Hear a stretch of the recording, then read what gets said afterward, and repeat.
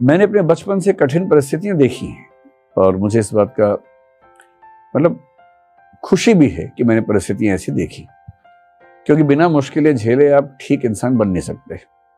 और अगर आपको सब कुछ ठीक ठीक मिल गया जिंदगी में तो आप खुद ठीक नहीं बन पाएंगे, ये भी सही बात है।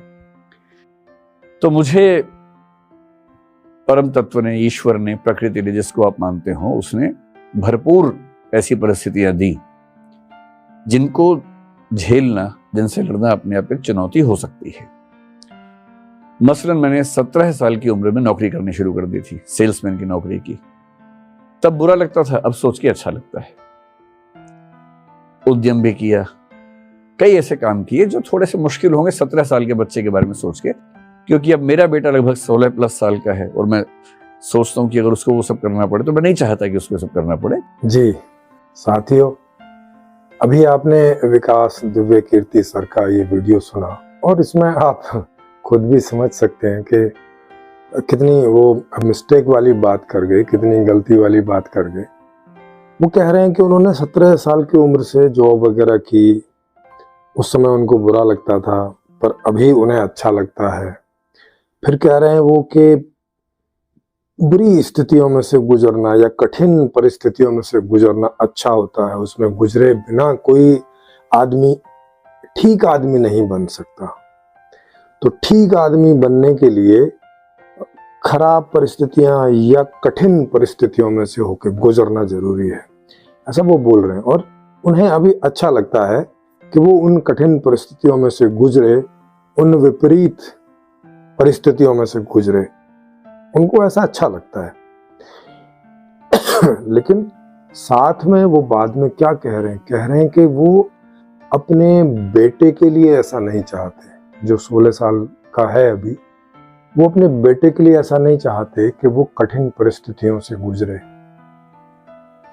तो यहाँ सवाल खड़ा होता है कि क्या वो अपने बेटे को ठीक आदमी बनाना नहीं चाहते? क्योंकि ऐसा उन्हीं का कहना है कि बिना कठिन परिस्थितियों में से गुजरे कोई व्यक्ति ठीक बन नहीं सकता है, उसका गुजरना उनसे जरूरी है।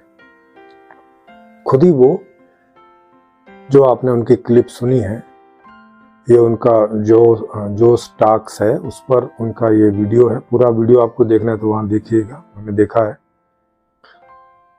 तो वहाँ कई प्रश्नों के उत्तर दे रहे हैं, उसमें से ये एक उनका किसी ने प्रश्न पूछा था, उसका ये उत्तर दे रहे थे। तो आप खुद ही सोचिए कि क्या वो अपने बच्चे के दुश्मन हैं या अपने बच्चे को वो अपनी तरह ठीक आदमी होते हुए नहीं देखना चाहते? क्या उसको बेकार आदमी या खराब आदमी बने रहना चाहते? क्योंकि उन्हीं की समझ के आधार पर जब तक वो इनके जैसी विपरीत परिस्थितियों से नहीं गुजरेगा वो ठीक आदमी बन नहीं सकता, वो जरूरी है, ऐसा उनका कहना है। तो अब ये कितना बड़ा विरोधाभास है उनकी बात में कि वो जिन चीजों को अपने लिए ठीक बता रहे हैं और अपने बेटे के लिए वो उन बातों को नहीं चाहते। तो ये विरोधाभास किस लिए?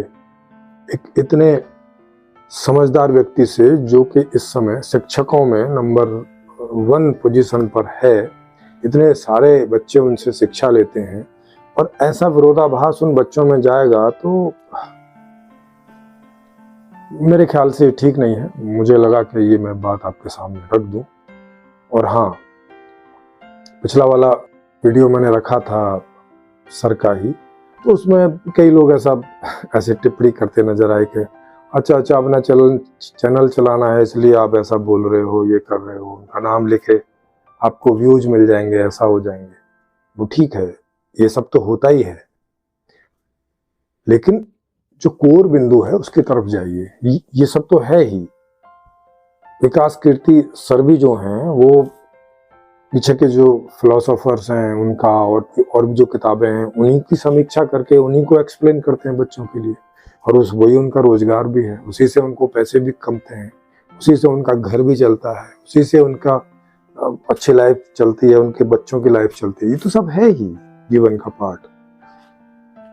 लेकिन ये जो आप ऐसा करके कमेंट करते हैं, इससे क्या कहना चाहते हैं? कि किसी के ऊपर कोई समीक्षा ना की जाए, है ना? तो हर बुद्धिमान आदमी का ये धर्म है या कर्म है कि वो अगर कहीं भी कोई गलती देखता है तो वो समीक्षा करे। दिव्य सर भी अगर उनको भी कहीं पीछे के किसी दार्शनिक में या किसी व्यक्ति के किसी बात में कोई गलती दिखती है तो वो भी उसको अपना अपडेट करते होंगे, अपना व्यू देते होंगे। तो वहां पर भी आप ऐसा कमेंट करने लग जाओ कि भाई आप अपना घर चलाने के लिए ऐसा कर रहे हो, ये बात नहीं है। तो आप काम कुछ भी करो, घर तो उससे चलेगा ही। बिना घर चले तो बात बनेगी नहीं ना, वो तो उससे चलता ही है, लेकिन वो कोर बिंदु नहीं है। कोर बिंदु ये है कि क्या वो बात गलत है, अगर गलत है तो फिर उसे हम आगे के लिए अपडेट करें। और अगर आपको लगता है कि वो बात गलत नहीं है, मैंने गलत बात रखी है, तो फिर यहाँ ऑनलाइन ओपन मंच में आपका स्वागत है। आप मुझे बताइएगा, मेरा नंबर डिस्क्रिप्शन बॉक्स में रहता है वीडियो के, तो वहाँ से वो नंबर ले लीजिएगा और मैं आपका यहाँ पे प्रोग्राम सेट कर दूंगा और आप अपना यहाँ पे व्यू रखिए, उस बात को एक्सप्लेन कीजिए। इवन कल को अगर दिव्य कीर्ति सर भी यहाँ पे आना चाहें तो वो भी मुझे बता सकते हैं और यहाँ ऑनलाइन ओपन मंच पर मैं उनका प्रोग्राम सेट कर दूंगा। और जो भी बात सही निकल के आए तो उसको हम भी मानेंगे और वो भी मानेंगे। अगर गलत बात है तो अपडेट हो जाएगी और सही बात है तो हम लोगों की समझ में आ जाएगी।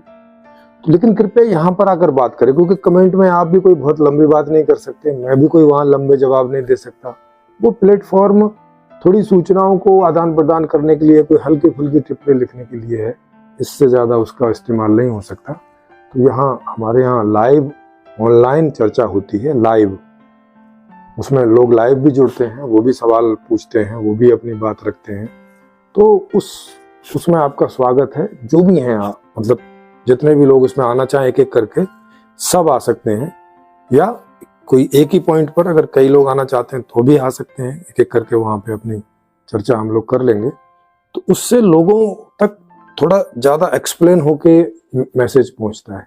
आप देखते हैं ना दिव्य कीर्ति सर किसी भी टॉपिक को कितना अच्छे से एक्सप्लेन करके बताते हैं, है ना। वो एक कमेंट बॉक्स में तो ऐसे करके पढ़ाएंगे तो नहीं समझ में आएगा किसी को, वो तरीका भी नहीं है, वो प्लेटफॉर्म भी नहीं है उस बात के लिए। तो इसलिए तो आप सबसे मेरी रिक्वेस्ट है कि जिन्हें भी ऐसा लगता है वो ऑनलाइन ओपन मंच पर उनका स्वागत है और वो यहाँ रखें उस पॉइंट पर। यहाँ क्वेश्चन आंसर होंगे तो उन्हें भी क्लियर होगा, या उनकी बात में दम होगा तो हमें भी क्लियर होगा, और जितने भी सुनने वाले हैं इस मंच के उन्हें भी क्लियर होगा। तो ये है।